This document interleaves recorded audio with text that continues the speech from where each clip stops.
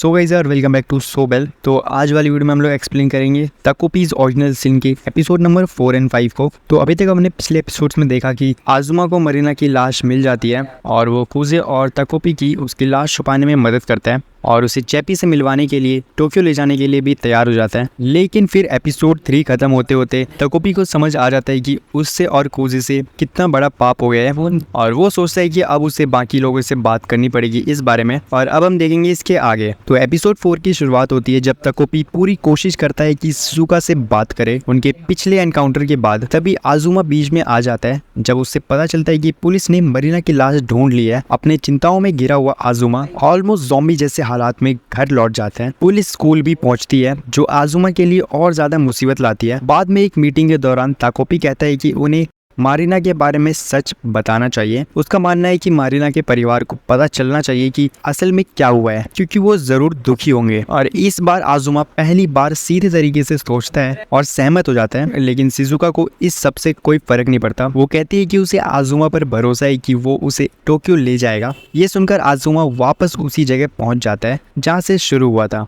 और कहता है कि वो उसकी मदद करेगा। वो टोक्यो जाने का एक नया प्लान बनाने की कोशिश करता है, लेकिन अब वो इस विचार में पूरी तरह से डूब चुका है। उसका भाई जूनिया महसूस करता है कि कुछ गड़बड़ है और उससे बात करने की कोशिश करता है, लेकिन सफल नहीं हो पाता। इसी बीच पुलिस मरीना के केस की जानकारी इकट्ठा करती है और शिजुका से पूछती है। हालांकि उन्हें उस पर कुछ शक वगैरह नहीं लगता, फिर भी वो उससे दोबारा सवाल करना चाहते हैं। आजुमा इतना परेशान है कि पढ़ाई पर ध्यान नहीं दे पाता और उसके मैथ्स टेस्ट में बहुत खराब नंबर आते हैं। जिसके बाद घर लौटने पर शिजुका उसे वो पैनकेक्स देती है जो वो हमेशा चाहता था। आजुमा सोचता है कि अब शिजुका उसे समझ गई है, लेकिन तुरंत ही उसे पता चलता है कि शिजुका ने उसे छोड़ दिया है। और तो और शिजुका चाहती है कि वो मरीना की मौत की जिम्मेदारी लेके सरेंडर कर दे और शिजुका को बचा ले। आजुमा सब कुछ याद करता है। बचपन से ही उसका भाई हर चीज में परफेक्ट था और कुछ भी इससे नहीं बदल सका। और जब उसका भाई काम करने लगा तब भी वो अच्छे नंबर लाता रहा और लोगों की मदद भी करता रहा। आजुमा को लगा था कि ये उसका पहला मौका होगा चमकने का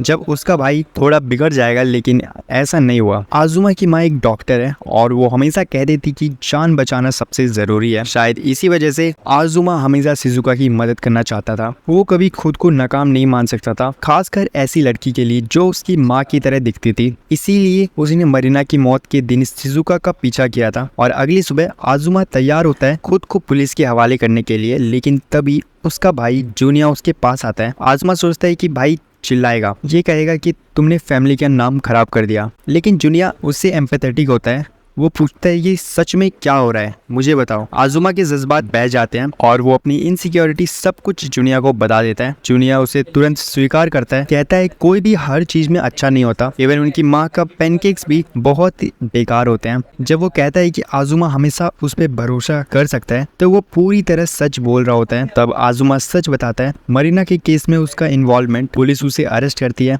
लेकिन पता चलता है कि उसने ये सब जबरदस्ती में किया था। अब पुलिस का मेन सस्पेक्ट शिजुका है, लेकिन शिजुका को इस बात की कोई चिंता नहीं। वो तो बस अपनी समर वेकेशन टोक्यो में एंजॉय करने का मूड बना रही है। और इसके बाद जब शिजुका अगले दिन उठती है तो नए दिन के साथ नई उम्मीदों का एहसास होता है। आखिरकार गर्मियों की छुट्टियां आ गई। वो और ताकोपी एक्साइटेड होकर बोट से टोक्यो जाते हैं अपने पापा को ढूंढने। दोनों खुशी महसूस कर रहे होते हैं, एक ऐसी खुशी जो अब तक गायब हो चुकी थी। रास्ते में वो नए लोग देखते हैं, साथ में खाना खाते हैं और आखिरकार एक बिल्डिंग तक पहुंचते हैं जहाँ उसके पापा रहते हैं। लेकिन फिर रियलिटी एक और झटका देती है। जब शिजुका उन्हें बुलाती है तो वो दरवाजा खोलते हैं और उनकी गोदी में एक छोटी बच्ची होती है। अब उनके 2 स्टेप डॉटर्स हैं और एक बिल्कुल नई जिंदगी। चैबी भी वहाँ नहीं होता। उसके पापा शिजुका को इग्नोर करते हैं और अपनी बेटी से कहते हैं पता नहीं ये लड़की मुझे पापा क्यों बुला रही है। जिसके बाद शिजुका की उम्मीद टूट जाती है और शिजुका के विचार भ्रम में बदलने लगते हैं। तब ताकोपी रो पड़ता है और कहता है मुझसे गलती होगी, मैं कमजोर हूँ, क्या हम वापस घर चल सकते हैं। हालांकि उसकी बात सच होती है, उनकी टोक्यो में रहने की कोई वजह नहीं है। शिजुका समझती है कि ताकोपी अब उसकी मदद नहीं करना चाहता। गुस्से में वो उसे घूरती है और उस पर हाथ उठाती है। तभी ताकोपी को अपना पहला पाप याद आता है। सब कुछ अचानक वापस शुरू हो जाता है, लेकिन अब वो 2022 में है और इस बार ताकोपी को सबसे पहले मिलता है मरीना। मरीना के पास कोई दोस्त नहीं है और लोग उसे उसके चेहरे के डरावने निशान की वजह से जज करते हैं। फिर भी उसका रूड और जिद्दी स्वभाव वैसा ही है। वो ताकोपी को गालियां देती है, उसे लात मारती है और उसे नीचा दिखाने की कोशिश करती है। जब मरीना घर जाती है तो उसकी माँ एक दुखद हालात में होती है, वैसे ही जैसे उसके बचपन में थी, लेकिन अब वो और भी वायलेंट बन चुकी है। दरअसल उसकी माँ ने ही मरीना के चेहरे पर वो दाग दिया है। जब मरीना ऑनलाइन कंबूचा ऑर्डर करना भूल जाती है, उसकी माँ एक ग्लास के कप उठाकर उसे धमकाती है। अगले दिन ताकोपी उसे स्कूल ले जाने के लिए एक अलग रास्ता चुनता है। वही उसकी मुलाकात फिर से आजुमा से होती है। कई सालों बाद धीरे धीरे मरीना उसे पसंद करने लगती है और दोनों एक दूसरे के करीब आने लगते हैं। अच्छी बात यह है कि उसके इस नए रिश्ते की वजह से उसकी माँ भी थोड़ा उसके करीब आ जाती है, क्योंकि वो चाहती है कि मरीना एक अच्छा लड़का ढूंढे। लेकिन आजुमा अब भी अपने इमोशनल इश्यूज से जूझ रहा होता है। जल्दी शिजुका की एंट्री फिर से मरीना के लिए दर्द बन जाती है। आजुमा अपने इमोशनल बैगेज के कारण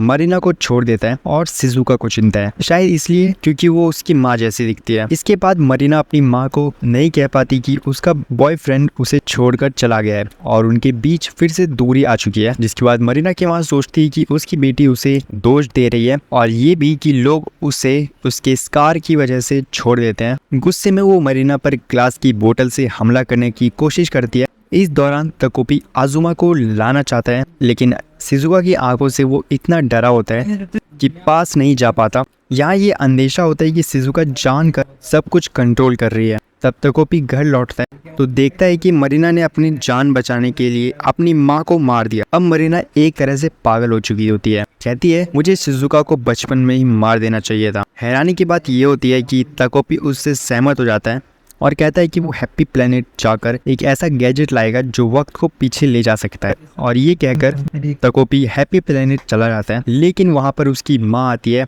और उसकी यादें मिटाना शुरू करती है। वो कहती है कि तुमने पाप किया है। ताकोपी फिर भी हिम्मत नहीं छोड़ता। गैजेट का यूज करके वो वक्त में पीछे जाता है जब उसकी यादें मिटाई जा रही होती है। इसी वजह से जब वो पहली बार अर्थ पर आया था तो उसे कुछ याद नहीं था, ना ही अपने प्लेनेट के रूल्स, ना ही ये कि वो वापस क्यों नहीं जा सकता। अब वो फिर उसी जगह लौट आता है जहाँ सब कुछ शुरू हुआ था, उस पार्क में। उसके मन में ये सवाल घूमता है कि क्या उसे शिजुका को मार देना चाहिए। उसने उसे कभी दुख नहीं दिया, लेकिन मरीना और वो खुद दोनों ने बहुत बुराइयां की है। जब वो इस सब पर सोच रहा होता है तब आजुमा उसे ढूंढता हुआ वहां पहुंचता है और यहाँ पर एपिसोड नंबर 5 भी खत्म हो जाता है। तो गाइज यार, आप लोगों को ये एपिसोड कैसा लगा नीचे कमेंट करके आप लोग बता सकते हो। और हाँ, अगर वीडियो पसंद आई हो तो लाइक कर देना प्लीज। और हाँ, अगर आप किसी और नए एनिमे का एक्सप्लेनेशन देखना चाहते हो तो प्लीज कमेंट करके बता सकते हो। बाकी मिलते हैं आपसे अगले वीडियो में, तब तक के लिए बाय बाय।